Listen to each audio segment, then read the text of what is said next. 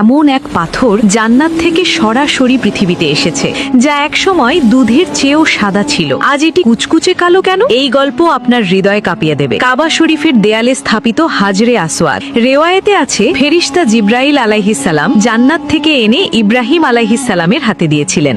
শতাব্দীর পর শতাব্দী লক্ষ লক্ষ মুমিন তাওয়াফে এসে একে চুমু দেন, স্পর্শ করেন, ইশারা করেন। কেউ কেউ গবেষণার কথা বলে বলেন এটির গঠন নাকি সাধারণ শিলা বা উল্কাপিণ্ডের মতো নয়। আবার অনেকে বলেন এর প্রকৃতি আল্লাহই সর্বজ্ঞ। রহস্য তাই থেকে যায়, ভক্তির আগুন আরো জ্বলে ওঠে। হাদিসে এসেছে, মানুষের গুনাহ চুষে নিতে নিতে সেই ধবধবে সাদা পাথরটি কালো হয়ে গেছে। কিয়ামতের দিনে এর চোখ ও জিহ্বা থাকবে, এবং যে আন্তরিকতা ও ঈমান নিয়ে একে চুমু দিয়েছে বা স্পর্শ করেছে তাদের পক্ষে এটি সাক্ষ্য দেবে। আপনি কি চান একবার হলেও এই জান্নাতি পাথর স্পর্শ করতে?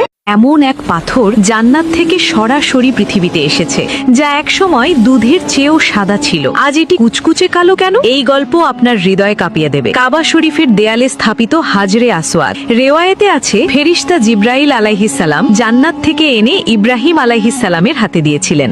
শতাব্দীর পর শতাব্দী লক্ষ লক্ষ মুমিন তাওয়াফে এসে একে চুমু দেন, স্পর্শ করেন, ইশারা করেন। কেউ কেউ গবেষণার কথা বলে বলেন এটির গঠন নাকি সাধারণ শিলা বা উল্কাপিণ্ডের মতো নয়। আবার অনেকে বলেন এর প্রকৃতি আল্লাহই সর্বজ্ঞ। রহস্য তাই থেকে যায়, ভক্তির আগুন আরো জ্বলে ওঠে। হাদিসে এসেছে, মানুষের গুনাহ চুষে নিতে নিতে সেই ধবধবে সাদা পাথরটি কালো হয়ে গেছে। কিয়ামতের দিনে এর চোখ ও জিহ্বা থাকবে, এবং যে আন্তরিকতা ও ঈমান নিয়ে একে চুমু দিয়েছে বা স্পর্শ করেছে তাদের পক্ষে এটি সাক্ষ্য দেবে। আপনি কি চান একবার হলেও এই জান্নাতি পাথর স্পর্শ করতে?